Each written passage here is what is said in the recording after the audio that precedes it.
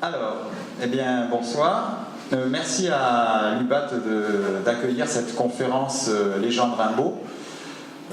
C'est un travail que j'avais mené il y a quelque temps dans le cadre d'études à l'Université de Nice, dans le cadre d'un master, littérature et civilisation francophone, et que j'ai au fur et à mesure réactualisé. Et justement, en préparant cette conférence, j'ai encore trouvé de nouvelles images, parce que c'est une conférence illustrée.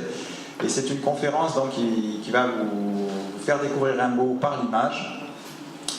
Pourquoi par l'image? Parce que en tant que lecteur et en tant qu'éditeur, j'ai toujours été fasciné par la présence d'images, y compris dans des livres sérieux, comme la Pléiade. Si on prend une Pléiade, il y a toujours, sur le coffret de la Pléiade, quel que soit l'auteur de la monographie, la présence d'une image. Et je me demande toujours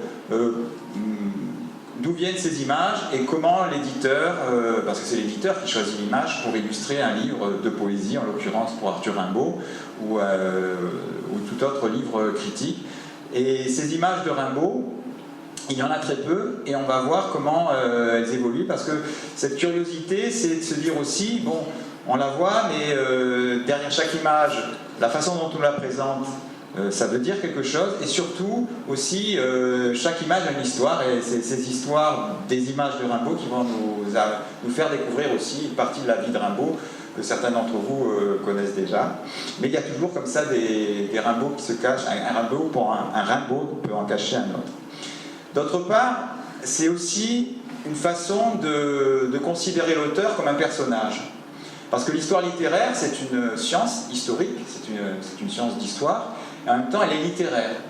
Et le fait qu'elle soit littéraire, souvent, elle a tendance à faire les personnes qui sont dans l'histoire, en faire des personnages, et même des héros. J'entendais dernièrement l'interview d'un éditeur, Jean-Claude Zilberstein, qui disait un bon auteur est pour moi un héros. Donc on va voir comme ça comment l'auteur, le portrait de l'auteur en personnage et pourquoi pas en héros. Alors ce soir c'est cette visite guidée et surtout illustrée d'Arthur Rimbaud. Alors Arthur Rimbaud, il a une vie courte, il a aussi une vie qui a été aussi fascinante, je crois, que son œuvre, et même selon le concept d'Alain Bourret, on ne peut pas séparer la vie de son œuvre. Et voilà, donc né en 1854, mort en 1891, à 37 ans, c'est court, et c'est d'autant plus court que son œuvre, on peut la dater, elle a commencé très jeune, il a commencé à 16, on va dire 16 ans, et il a fini autour de 20 ans, donc on peut dire que l'œuvre d'Arthur Rimbaud est limitée. Alors après, on peut se dire 5 ans, 6 ans, 3, 4 ans, mais enfin, bon, on va dire sur 5 ans, il y a une œuvre, et après, il s'arrête d'écrire, mais il ne s'arrête pas, parce que lui, il marchait beaucoup, et il se met en mouvement, enfin, il ne se met pas en mouvement, il continue son mouvement, et il part. Et ce hiatus, cette disparition, certains disent, bon, ben ça n'a rien à voir avec la littérature. Et pourtant, moi, lorsque j'étais au lycée, que je me retrouvais avec le Lagarde et Michard entre les mains, je me disais, tiens, cet auteur, on nous en parle, et puis après, il est parti trafiquer des fusils, on ne sait pas trop, trafiquer de l'ivoire en Moyen-Orient. Et il y avait comme ça une sorte de hors-littérature qui en même temps peut être reliée d'une certaine manière à la littérature parce que c'est la même personne. Alors c'est vrai que quand on fait de l'histoire, on a toujours un avantage, les historiens ont un gros avantage, c'est qu'ils connaissent la fin. Et quand on connaît la fin, forcément, on peut en tirer des conclusions. Mais là, bon, il y a cette vie donc d'un adolescent précoce, très précoce, puisque dès le lycée, il crée son œuvre magistrale, qui a été reconnue par ses contemporains, comme on va le voir. Et puis après, à 20 ans, il part à l'autre bout du monde, même aux quatre coins du monde. Et c'est vrai que moi, je me suis retrouvé sur un des lieux d'Arthur Rimbaud, qui est Aden, au Yémen. Et c'était justement 10 ans après le lycée, et je me disais, tiens, Voilà, maintenant, après l'ennui du lycée de Sommagarde-et-Michard, me voici sur le cratère d'Aden ou à Steamer Point. Et puis, avec des jeunes de mon âge, comme des jeunes coopérants français, on était tous en train de se dire, bah, tiens, est-ce qu'il est passé par là? C'était un peu la course la course fléchée pour Arthur Rimbaud. Est-ce qu'il est passé par là? Est-ce qu'il s'est arrêté là? Et j'ai même rencontré des jeunes coopérants qui ne voulaient plus rentrer, qui disaient, bah, moi-même j'ai fini mon service, mais je reste là-bas. Et donc c'était les gendarmes de l'ambassade qui les mettaient de force dans l'avion pour les ramener en France. Voilà. Donc il y a quand même une sorte de fascination à la fois pour son œuvre, et je pense que cette fascination pour le voyage est d'autant plus fascinante qu'il est aussi auteur. C'est pas comme s'il s'était contenté de n'être qu'un explorateur. Et je pense que c'est ça, c'est ces deux pôles comme ça qui intriguent dans ce qu'on peut appeler le mythe Rimbaud, et que l'on va découvrir à travers l'image. Il est né dans les Ardennes, à Roche, à côté de Charleville, qui s'appelle maintenant Charleville-Mézières, et il est mort à Marseille, à l'hôpital de la Conception. Alors, première image, qui est une image, qui est une bande dessinée, je vais après approcher. Donc une bande dessinée, comme chacun le sait, une BD, c'est une série de cases, et ces cases racontent une histoire, et il y a un texte. Et là, ce texte de bande dessinée, il est tout à fait particulier. Alors, vous la reconnaissez peut-être, c'est la bande dessinée d'Hugo Pratt, qui s'appelle Les Éthiopiques, qui est une bande dessinée d'aventure du héros le plus connu d'Hugo Pratt, Corto Maltese. Et là, on a une aventure de Corto Maltese qui commence ainsi sur ces cases de BD. Et ce qu'il faut remarquer, c'est que dans une bande dessinée, on a toujours les dialogues dans une bulle.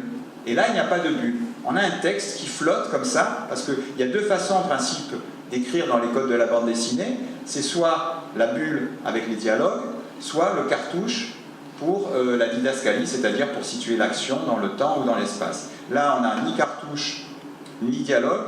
On a quand même un texte qui flotte comme ça, et qui flotte au-dessus d'un paysage exotique. Et ce texte, si on approche du texte, peut-être arrivez-vous à le lire. Si je désire nulle eau d'Europe, c'est la flash noire et froide où, vers un crépuscule embaumé, un enfant accroupi plein de tristesse lâche un bateau frêle comme un papillon de mai. Sur ce décor exotique qui est constitué de cactus, de chameaux, de mosquées, de fusils, alors en plus on remarquera, ce texte-là, c'est un texte d'Arthur Rimbaud. Peut-être l'avez-vous reconnu, c'est l'avant-dernière strophe du Bateau ivre. On a donc une aventure qui se passe pendant la Première Guerre mondiale au Yémen, justement, non plutôt en Somalie, pardon.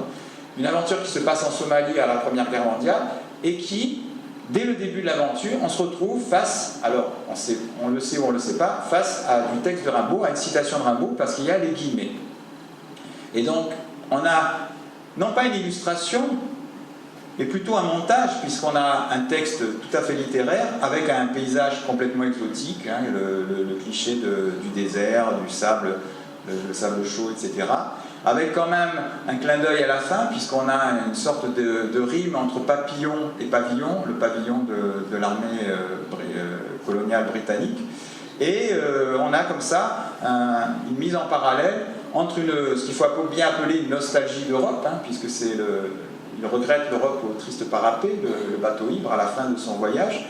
Et justement, la nostalgie d'Europe, elle est d'autant plus révélée qu'elle est confrontée à tout ce qui nous rend nostalgiques quand on se retrouve ailleurs, c'est-à-dire la sécheresse, les scorpions, les étrangers, alors qu'en fait, quand on est là-bas, c'est nous qui sommes étrangers, et puis les armes, etc. Et donc, comme ça, on a un texte de Rimbaud qui se retrouve dans une aventure, dans un roman, dans une BD d'aventure, qui se passe à la Première Guerre mondiale. On tourne la page, et là, que voit-on? On voit un homme en uniforme en train de lire, et quand on s'approche, il nous parle d'un fou qui faisait du trafic d'armes dans la région, et qui a même vendu des armes qui sont en train d'être utilisées par les rebelles contre ce soldat de l'armée coloniale britannique. lors de la Première Guerre mondiale. Et on a cette formule, on voit bien là ce que je disais, les dialogues dans la bulle, on a cette formule à la 3e case de la 2e page, maudit français, mais c'est un grand poète. Remarquez que le mot de Rimbaud n'apparaît toujours pas. Et puis, on a ensuite la bulle avec les guillemets. Ça veut dire que les guillemets sont des citations et que tout à l'heure, s'il y avait les guillemets sans la bulle, c'était simplement que le personnage que l'on voit là était en train de lire, non pas à voix haute, mais dans sa tête, une œuvre d'Arthur Rimbaud, en l'occurrence Le bateau ivre.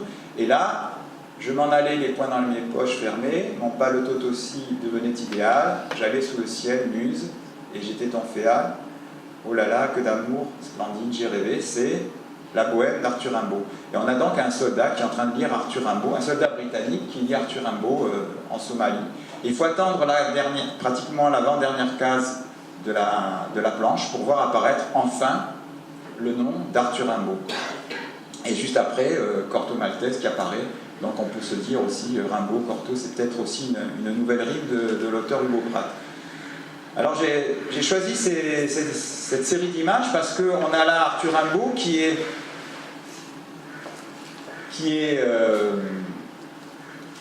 affiché ou montré en tant qu'auteur, puisque un des personnages lit un livre d'Arthur Rimbaud, et Arthur Rimbaud est aussi présent, mais de manière d'une autre façon, puisque le soldat se plaint que Arthur Rimbaud, on va dire 40 ans auparavant, en 1886, a vendu ses armes pour les rebelles.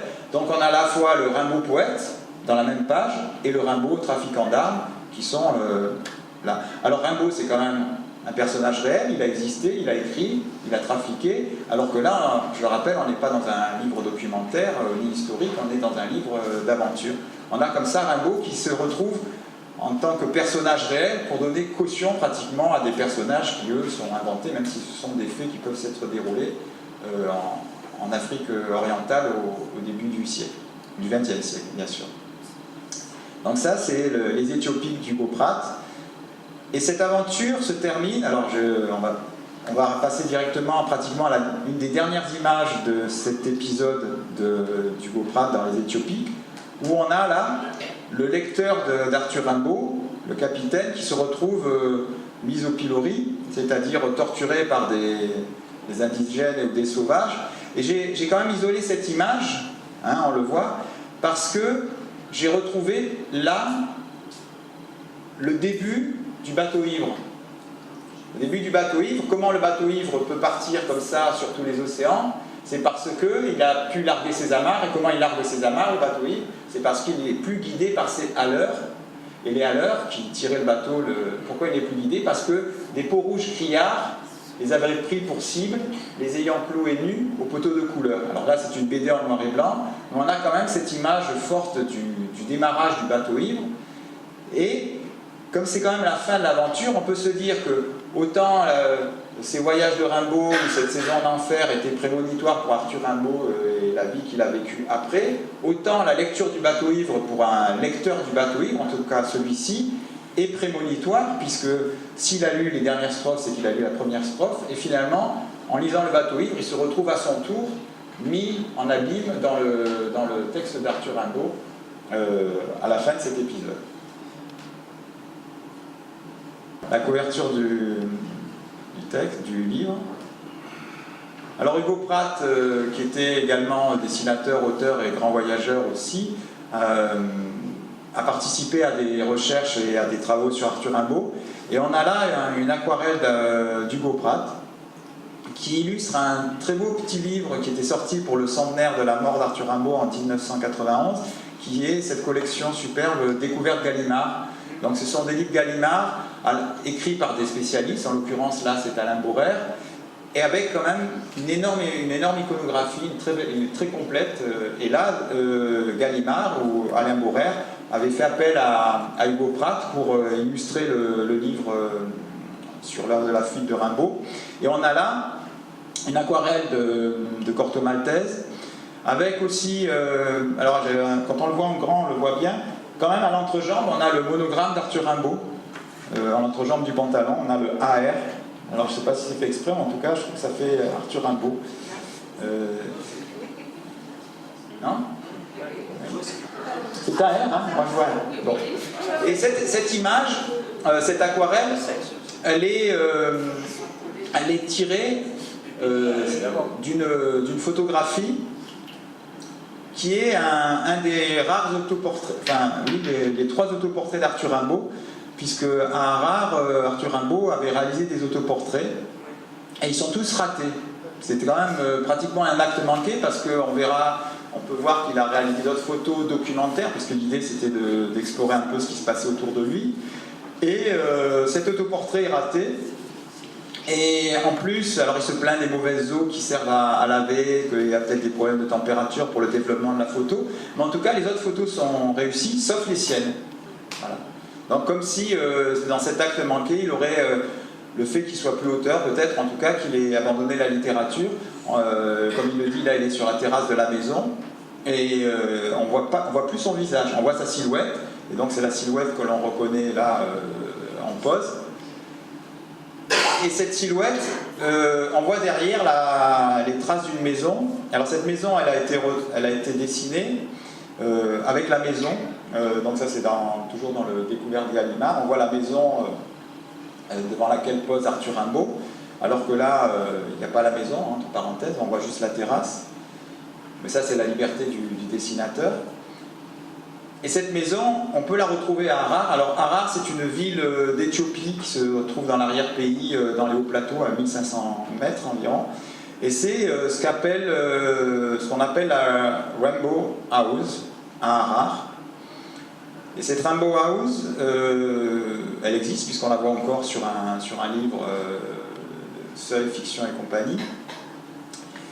On la retrouve également dans un petit livre de Raymond Depardon qui s'appelle Les fiancés de Saïgon, qui avait été édité dans les années 80, où on reconnaît les marches d'escalier comme ça. Et si on regarde la légende de Raymond Depardon, alors évidemment là c'est un peu loin, il marque Harare, Éthiopie, maison de Rimbaud avec un point d'interrogation. Parce qu'effectivement, après des recherches, on s'est rendu compte que cette maison, elle a été construite en 1900. Donc en 1900, c'est 10 ans après le départ d'Arthur Rimbaud. Mais il faut toujours qu'on puisse se raccrocher, c'est-à-dire que je pense que l'Office du tourisme d'Éthiopie ou de Harare essaye toujours, comme tous les gens qui veulent faire la promotion touristique, il faut toujours qu'on ait un monument, c'est-à-dire que si on part à Harare pour aller retrouver les traces d'Arthur Rimbaud, pour les retrouver, il faut peut-être aussi les marquer comme ça, quitte à un peu tordre la réalité dans un sens ou dans l'autre. Donc c'est une maison qui s'appelle la Rimbaud House, mais qui en tout cas n'a jamais pu connaître Arthur Rimbaud, puisqu'elle a été construite 10 ans après son départ. Alors c'est ce que je disais, voici les 2 autres autoportraits d'Arthur Rimbaud. Il y en a un qui est complètement fondu dans une sorte de masse de charbon ou de sel d'argent, et l'autre avec le jardin de bananes où il est un peu plus défini.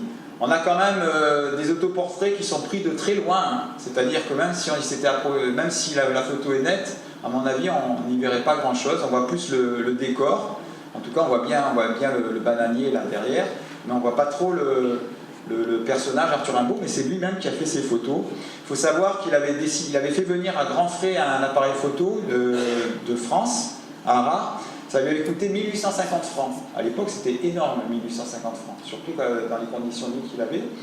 Et il s'était dit, je vais essayer de gagner ma vie aussi en faisant le portrait comme ça dans des villageois, et puis aussi en faisant une sorte de reportage d'ailleurs, il a fait d'autres photos qui sont des documents qui nous permettent de voir comment était Harare à la fin du 19e siècle.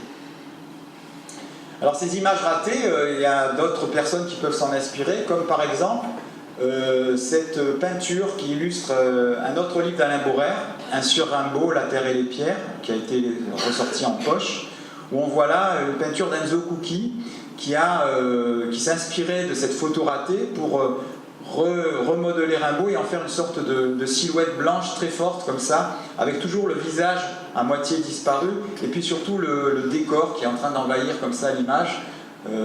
Ça pourrait très bien illustrer une saison d'enfer, hein, ce ciel rouge, cette terre rouge, et puis ce noir qui comme ça est en train de carboniser et puis presque d'avaler le personnage. Et comme quoi on peut toujours s'inspirer d'une photo ratée pour continuer à en faire une œuvre ou un dessin. Alors Alain Borer alors il y a tellement d'auteurs qui ont travaillé sur Arthur Rimbaud.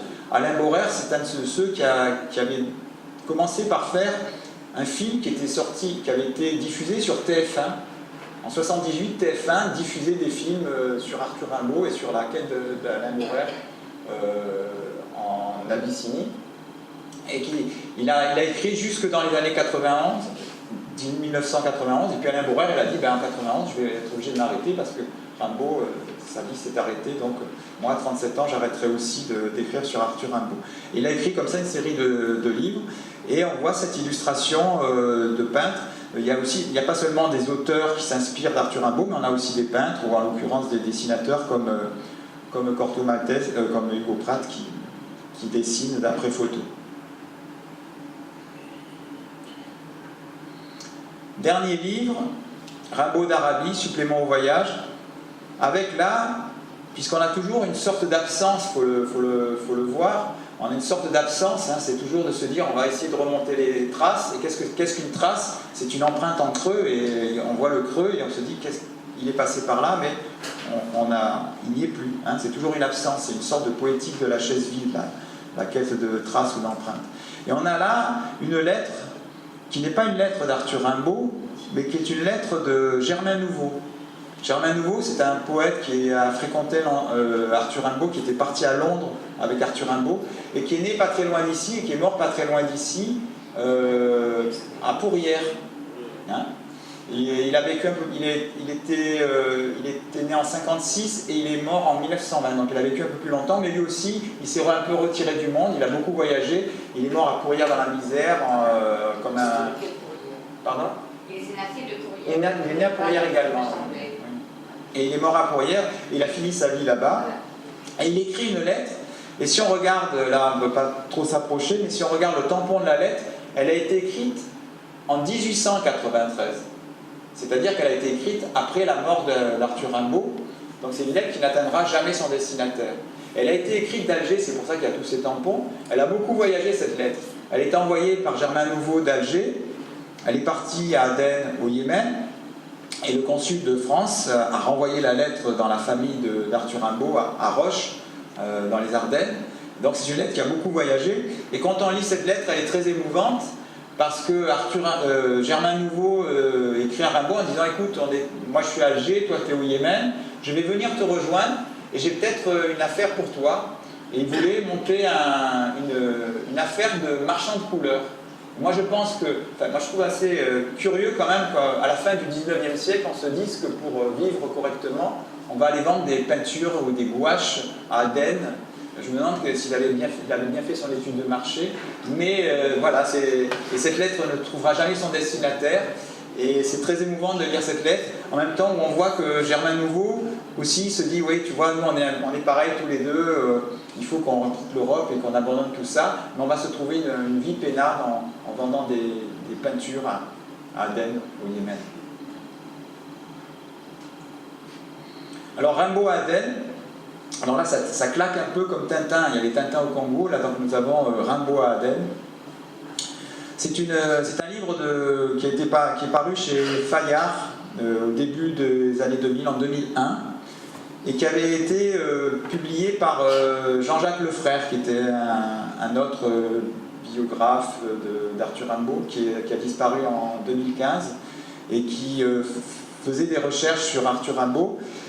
Et là, il avait trouvé une photo d'Arthur Rimbaud. Alors ça, c'est des photos qui ont été retrouvées dans les années 1999, dans une énorme malle, où il y avait plein de photos d'Aden. Et Philippe Leroy, le collectionneur, a dit, s'il y a des photos d'Aden au fin du 19e siècle, on peut peut-être trouver Arthur Rimbaud dedans. Donc cette photo recadrée, là, c'est Arthur Rimbaud. Et on le voit ici posé. On remarquera quand même que par rapport aux autres Européens qui posent avec lui, il a quand même le fusil, mais il n'a ni casque ni chapeau. Il avait quand même la tête dure parce que se balader dans ces contrées sans casque ni chapeau, Et il a aussi toujours le même costume qu'on a retrouvé là, ce costume assez sobre. C'est un costume qu'il avait taillé lui-même dans des draps, parce qu'il voulait économiser. Donc il avait taillé ça dans des draps. et pour mettre le plus possible d'argent de côté.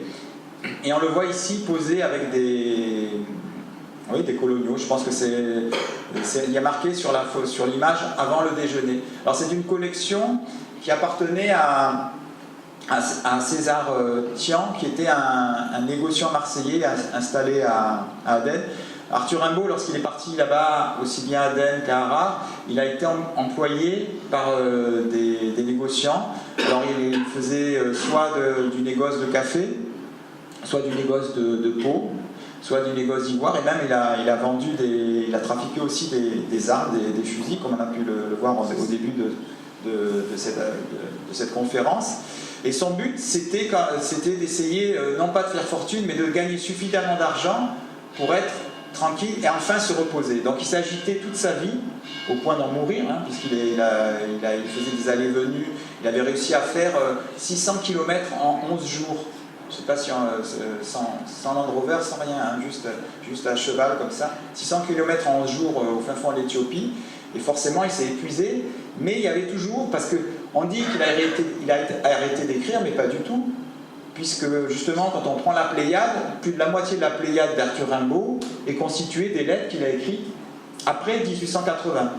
Il écrivait des lettres à sa famille, toujours pour se plaindre, puis pour dire mais je vais y arriver, c'est difficile, je vais y arriver. Il écrivait aussi des correspondances commerciales, on a tous ses comptes. Il arrivait à faire, on découvre les taux de change entre les thalers, les couronnes, les guinées, etc. Et puis aussi, il a écrit pour faire des reportages, des rapports sur ce qu'il... Parce qu'ils étaient très peu nombreux, surtout à Harare. Il y avait moins de 5 Européens là-bas, ils étaient même que 2. Donc, c'est pour ça qu'il avait pris l'appareil photo. Et il a pas cessé d'écrire, mais il a simplement écrit autre chose. Et donc, il y a eu cette vie. Et il s'est dit, je vais bien me fatiguer, mais après, je pourrai enfin me reposer, revenir au pays et me reposer, ce qu'il n'a pas pu faire.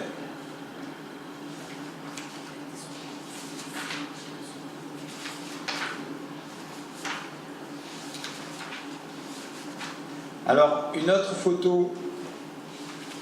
Tiens, ça a sauté. Qu'on trouve dans le livre Rimbaud à Aden, donc, qui est une mise en parallèle, en perspective des photos prises dans les années 2000, avec les photos prises dans les années 1880 par César Tian et Maurice Ries. Donc on a là le Wambo Tourist Hotel. En plus, comme à l'époque ça avait été monté par le Centre culturel français en 1991, il y avait Rimbaud qui sortait aussi au cinéma, donc les Yéménites, ils croyaient que c'était l'hôtel de Rimbaud, on confondait parce qu'à l'oreille on écrit Rimbaud. Et là aussi, Jean-Jacques Lefrère a fait des recherches, et en comparant les images de la maison Bardet, qui était la maison qui accueillait Arthur Rimbaud quand il était à Aden, il s'est rendu compte que l'endroit où le centre culturel français s'est installé n'était pas la vraie maison non plus.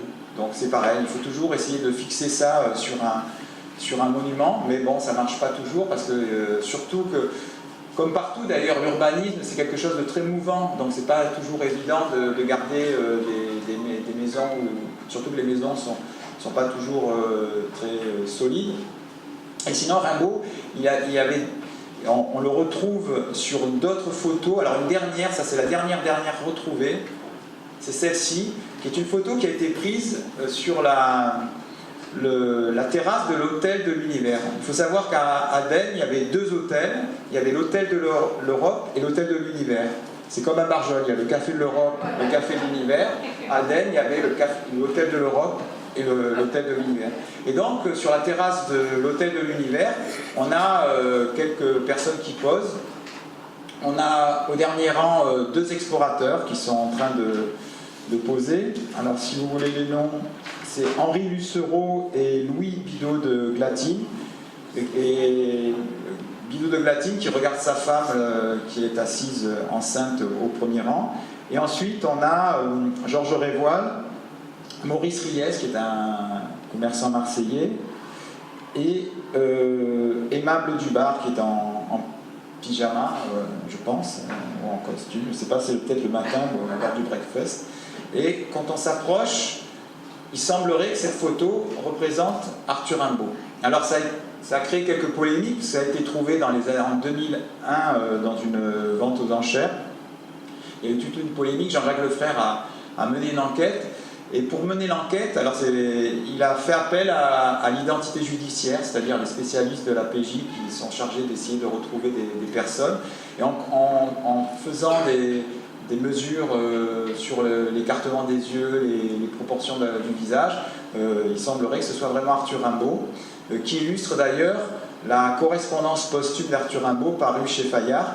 Et lorsque Fayard a sorti ce livre en 2001, il a in extremis retiré la couverture pour pouvoir mettre cette sorte de scoop qui était la dernière photo de Rimbaud connue, retrouvée, pour cette correspondance posthume qui n'est pas une correspondance bien entendu de Rimbaud, mais plutôt de tous ceux qui parlent de Rimbaud ou parlent à sujet de Rimbaud pendant une dizaine d'années après sa mort.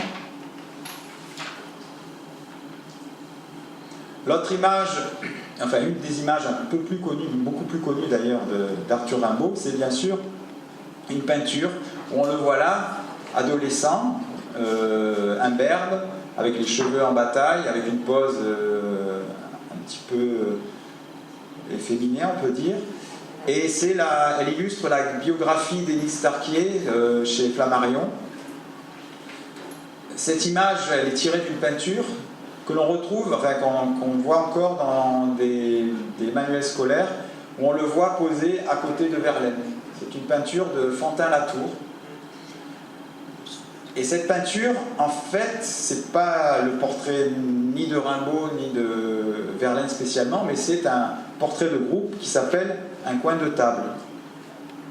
Alors sur ce coin de table, qui est toujours recadré soit sur Rimbaud, soit sur Verlaine et Rimbaud, comme on le voyait dans le Lagarde et Michard, il y a d'autres personnes qui sont un petit peu moins connues. À l'époque, Fantin-Latour, alors il a fait ce tableau en 1872, il voulait fixer l'intelligentsia parisienne de son temps, donc il en a fait un pour la peinture, avec un hommage à Delacroix, un pour la musique, un pour les peintres, et puis un pour les auteurs. Donc là, vous avez des auteurs qui posent sur un coin de table. Donc en haut, Pierre Elzéar, Émile Blémont, à côté, debout toujours, Jean Écart, qui est un poète toulonnais, qui est encore assez connu ici, en tout cas dans le Var. Plus bas, donc, c'est Verlaine, Rimbaud, Léon Valade, Ernest d'Hervilly et Camille Pelletan. Alors, il a l'air assez boudeur également, Camille Pelletan, qui a la veste grise. Alors, il est un peu plus connu, en tout cas, à Marseille, il y a un boulevard Camille Pelletan, mais il est connu quand on va sur la plaque en tant que député et sénateur radical. Et donc, cette postérité, finalement, elle n'en a pas retenu beaucoup, hein, puisque maintenant, à part Verlaine et Rimbaud, on ne connaît pas trop tous ces auteurs, en tout cas leur œuvre. Et on a quand même un superbe bouquet au premier plan, parce que Fantin-Latour adorait peindre les bouquets. Mais on peut se demander pourquoi il y a ce bouquet qui prend beaucoup de place, qui est quand même au premier plan, sur ce coin de table. C'est parce que il manque un personnage, là. C'est Albert Merat. Albert Merat, qui faisait partie de cette équipe de poètes parnassiens, et qui n'a pas voulu poser. Pourquoi il n'a pas voulu poser? À cause d'Arthur Rimbaud. Il a dit, moi, il est hors de question que je pose aux côtés d'un voyou, donc je ne veux pas me retrouver sur ce tableau. Et donc c'est pour ça qu'on peut voir ce superbe bouquet. Et pourquoi il s'était fâché avec Rimbaud, alors que Rimbaud au départ l'admirait, hein. Il y a eu deux auteurs qui ont compté lorsque Rimbaud arrive à Paris au début, c'est Verlaine et Merat. Mais il s'est fâché avec Merat, et on va voir pourquoi par la suite. Parce que ça a rapport avec ce cliché qui est le cliché le plus connu d'Arthur Rimbaud, pris par Étienne Carjat. Étienne Carjat qui avait photographié aussi, qui avait fait un superbe portrait une photo de Charles Baudelaire et aussi d'Alexandre Dumas. Et donc on a ce portrait d'Étienne Carjat qui est quand même le plus connu, puisqu'on le retrouve évidemment sur la Pléiade, on le retrouve là sur l'œuvre-vie d'Alain Borrer, Rimbaud. Et ce cliché d'Étienne Carjat En fait, il y en avait deux de clichés. Il y en a eu deux quand Arthur Rimbaud a posé. Ils ont été pris en même temps. Et moi, je me demande toujours pourquoi on garde l'autre, alors que le plus ressemblant serait plutôt celui qui est à gauche de l'écran, où on a un Arthur Rimbaud un peu plus joufflu, avec des yeux qui fixent l'objectif. Et je pense que ce qui interpelle, en tout cas ce qui attire notre attention dans le cliché d'Arthur Rimbaud, c'est qu'il ne regarde pas l'objectif.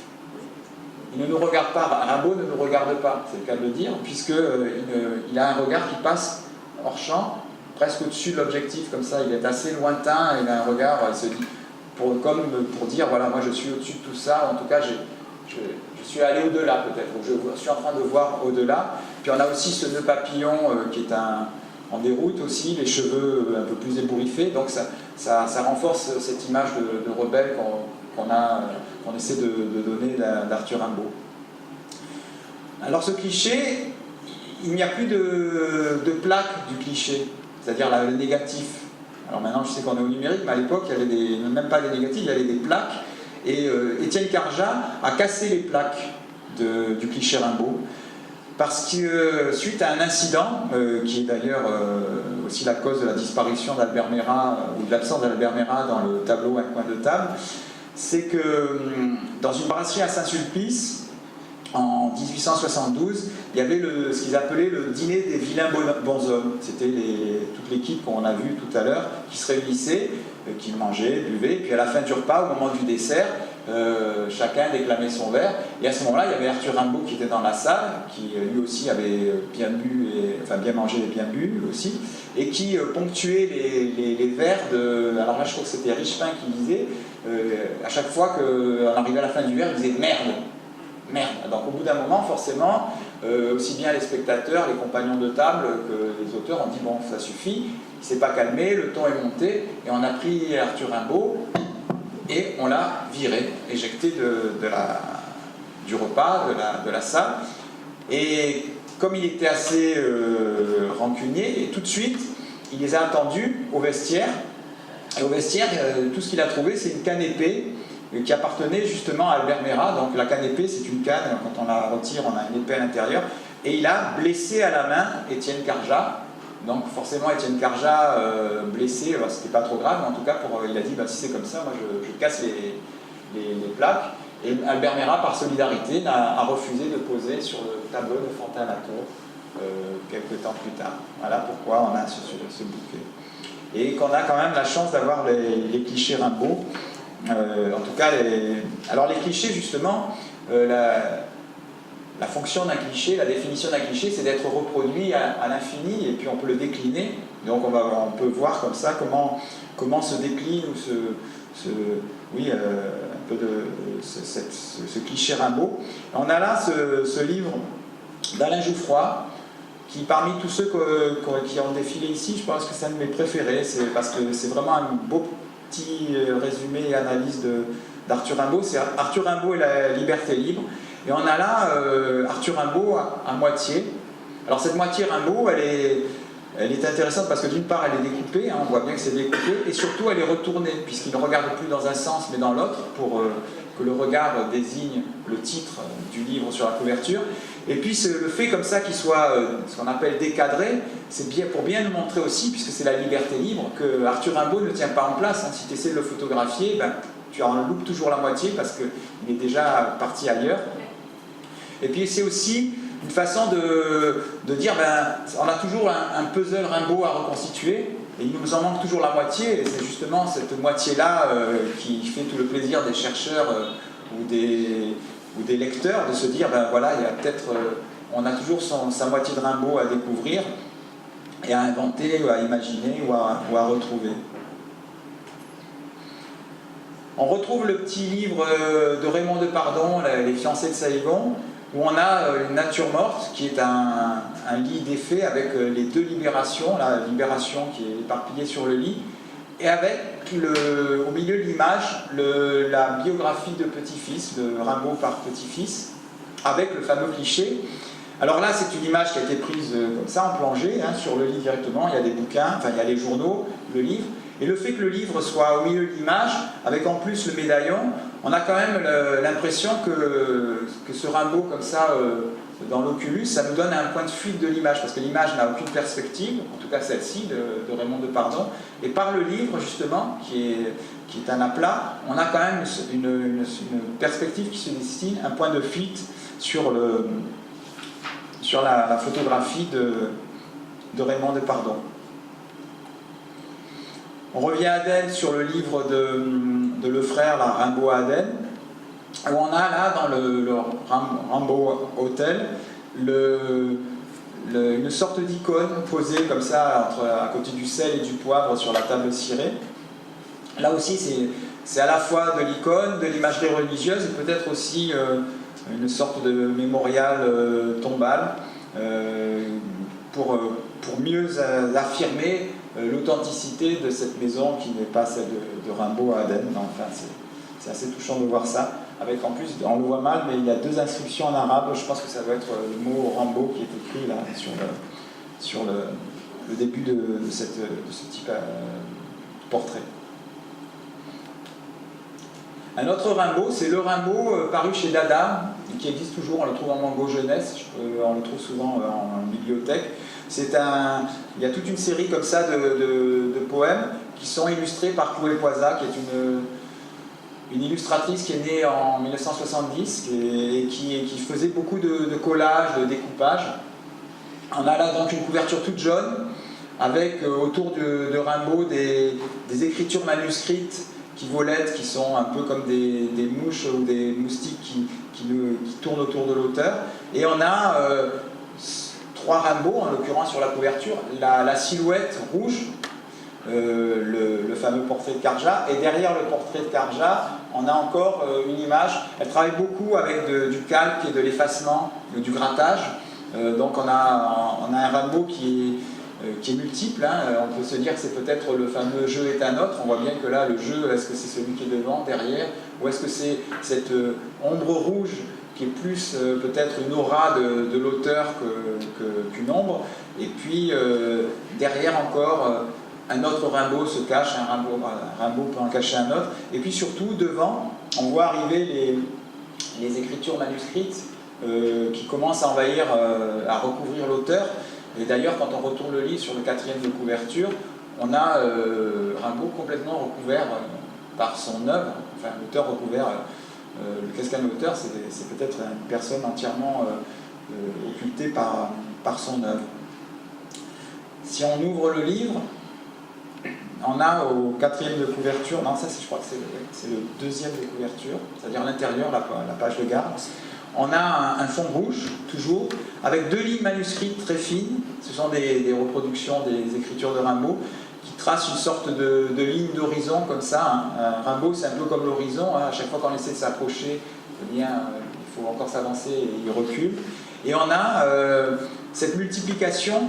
Alors, le fait que ce soit décadré aussi, c'est une mise en mouvement. Hein. C'est aussi une façon de montrer qu'Arthur Rimbaud ne tient pas en place. D'ailleurs, on voit bien que sur la dernière image, quand il est en train de s'échapper complètement du livre, il y a marqué « Je pars ». Alors ce « Je pars », c'est un télégramme qui appartient à la vie de Rimbaud, mais qui n'a pas été écrit par Rimbaud, qui a été écrit par la maman de Rimbaud lorsqu'elle est venue à son chevet à Marseille, au moment où on lui coupait la jambe. Et elle lui a écrit « J'arrive, je pars pour te retrouver ». Donc ce « Je pars », c'est Rimbaud qui est mis en mouvement et qui sort du livre. Alors une fois qu'il est sorti du livre, forcément, on peut le trouver partout.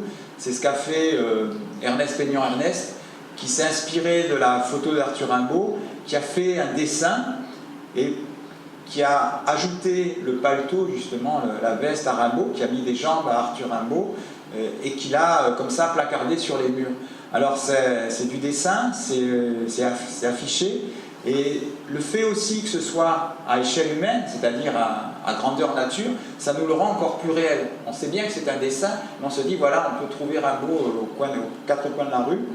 Alors c'est un travail qui avait été commencé en 1978, où il a fait le parcours entre Charleville-Mézières et Paris, et puis comme ça, je crois d'ailleurs que c'est le véhicule d'Ernest Peignan-Ernest, parce que je sais qu'il avait la Mi 6, il l'avait placardé comme ça, pour nous rappeler que Rimbaud était toujours, peut-être pas vivant, mais toujours d'actualité.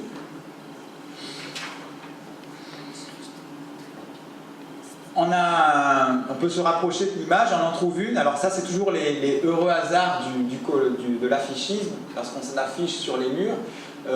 On a la lune comme ça qui apparaît. Alors c'est vrai que le cliché veut que les poètes ont souvent la tête dans la lune. En tout cas, là, Rimbaud semble regarder la lune. Mais je pense que la lune a été rajoutée après le collage d'Arthur Rimbaud. Et on voit apparaître aussi derrière le poète ce défense d'afficher qui est une loi de 1881, qui existe toujours. Donc on voit toujours 1881. Et moi, je trouve toujours assez ironique de voir qu'à mon avis, en 1881, Rimbaud se fichait pas mal de savoir ce qui se passait sur les murs de Paris, puisque lui, il était à Aden ou en Abyssinie. Et donc cette loi contemporaine de Rimbaud, de défense d'afficher, qui est une loi sur la publicité également. Alors cette deuxième couche de Rimbaud, elle peut être utilisée par des éditions, comme par exemple le dernier livre d'Antoine Simon, c'est Rimbaud qui a foutu la merde, où là on a la fresque justement de Peignou Ernest, qui est une fresque qui a été mise non pas en collage mais en fresque elle-même, et qu'on peut trouver à Hyères, sur un immeuble de Hyères. Et on voit là une grande tache avec la fameuse première et dernière strophe de l'éternité.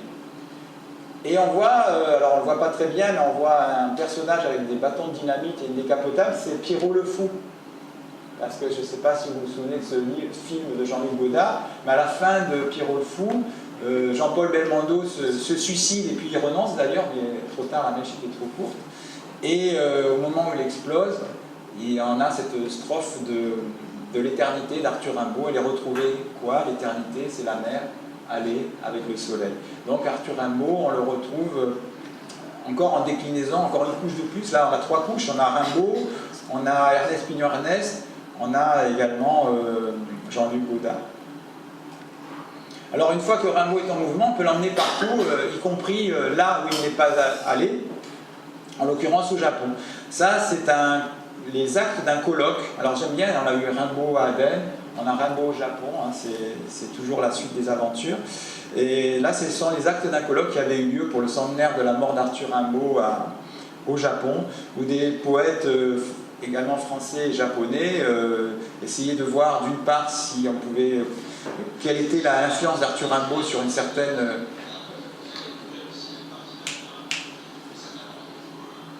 On peut voir comment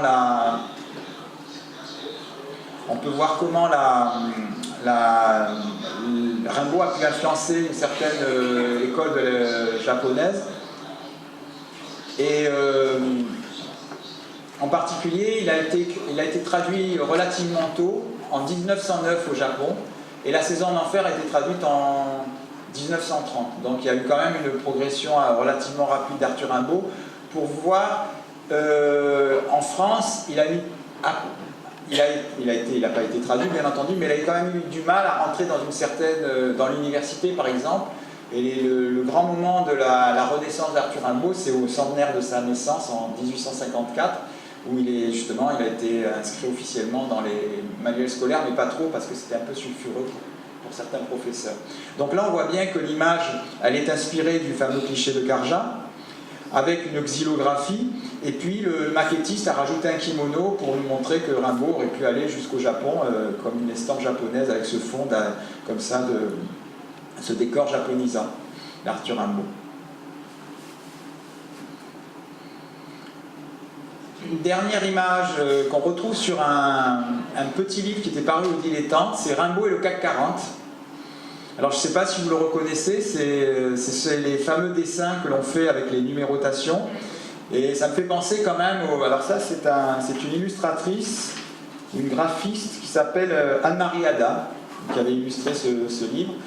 Et ça me fait penser au petit poussé rêveur qui est grainé dans sa course des vers. Hein. Il y a toujours ce côté petit poussé.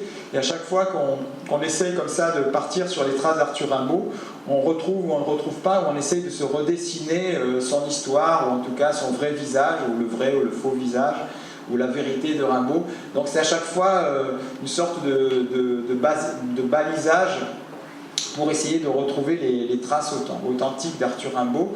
Et donc ça c'est un recueil de nouvelles, et dans la nouvelle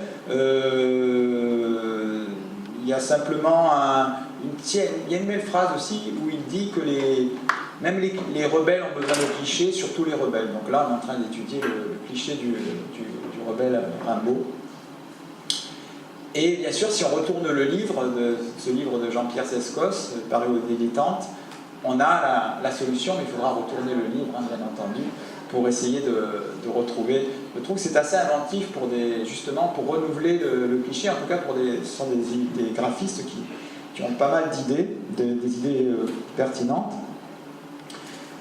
Et c'est toujours comme ça, je pense que autant la littérature ou la recherche des textes, c'est quelque chose de très érudit, autant la chasse à la photo, c'est un peu plus rassurant pour le lecteur ou pour l'historien, parce que la photo, on ne peut pas dire, une fois qu'on sait que c'est lui, donc c'est quand même une preuve tangible. Hein. Alors, on a bien vu d'ailleurs que l'identité judiciaire a utilisé la photo pour retrouver l'auteur. Donc il y a aussi une sorte de progression vers la réalité où le texte, bon, c'est une chose, c'est une certaine virtualité, mais la photo, c'est moins virtuel que le texte, même si ce n'est toujours pas la réalité. Comme disait Roland Barthes, ça a été. Une fois qu'on a la photo, on sait que ce qui est émouvant dans la photo, c'est que quand on voit ce Rimbaud-là, ben c'est lui, et c'est lui qui a posé à tel âge ou à tel autre âge. Et enfin, pour conclure, je voulais vous montrer un travail que j'ai fait à partir d'un panneau qui existe vraiment, qui était pas très loin d'où j'habitais, où on a un promoteur qui a créé cette résidence Arthur Rimbaud. Alors moi, je trouve ça très honorable pour quand on désire habiter la résidence Arthur Rimbaud. Mais en dessous, on voit bien quand même qu'Arthur Rimbaud, c'est propriété privée et voie sans issue. Alors, je ne sais pas si... Peut-être que la voie sans issue, ça peut encore se discuter, étant donné la fin qu'il a eue. Mais la propriété privée, bien entendu, pas du tout. Alors, c'est une plaque que l'on peut retrouver. Donc, j'en avais fait une carte postale qui a été acquise par le musée Rimbaud à Charleville-Mézières. Et donc cette carte postale situe la plaque, elle y est toujours, hein, vous pouvez peut-être la retrouver. Alors j'ai fait justement la triangulation entre Charleville-Mézières, Arras et Marseille, et en croisant les distances, on peut retrouver la résidence Arthur Rimbaud sans issue, qui est à 1 heure de route d'ici. Je vous aide un petit peu. Et évidemment, on peut encore une fois décliner cette image avec un itinéraire Rimbaud qui va être notre conclusion. Alors cet itinéraire Rimbaud qui sont toutes les escales d'Arthur Rimbaud, donc A comme Aden où il était magasinier, Bruxelles où il a été blessé par Verlaine, C comme Charleville où il a été lycéen, D comme Douai où il était fugueur, F comme Frontière parce qu'il était clandestin, G comme Gibraltar où il était passager, H comme Arras où il était négociant, J comme Java, déserteur à Java, L comme Londres, répétiteur, M comme Marseille, docker, N comme Naples, matelot, O comme Ostende, puisqu'il était débarquant, P comme Paris, fugueur encore une fois, Q comme Queenstown en Australie où il a embarqué, R comme Roche, sa ville natale, S comme Stockholm où il était employé de cirque, V comme Vienne où il a été hébergé, et Z comme Zeyla où il a été expulsé. Il y a un autre Z qui est dans l'imaginaire Rimbaud, c'est Zanzibar, puisqu'on retrouve beaucoup le terme de Zanzibar dans les lettres qu'il a écrites depuis l'Abyssinie. Zanzibar, c'était vraiment l'inaccessible, le point de fuite ultime. Et puis on pourrait dire aussi B comme Barjol, parce que souvenons-nous, il a quand même vendu des pots à des négociants marseillais, et les tanneurs de Barjol nous disaient qu'à Barjol, on a quand même traité des pots exotiques. Alors on peut se dire que peut-être on retrouvera dans les tanneries de Barjol des pots qui sont passés entre les mains d'Arthur Rimbaud. Merci.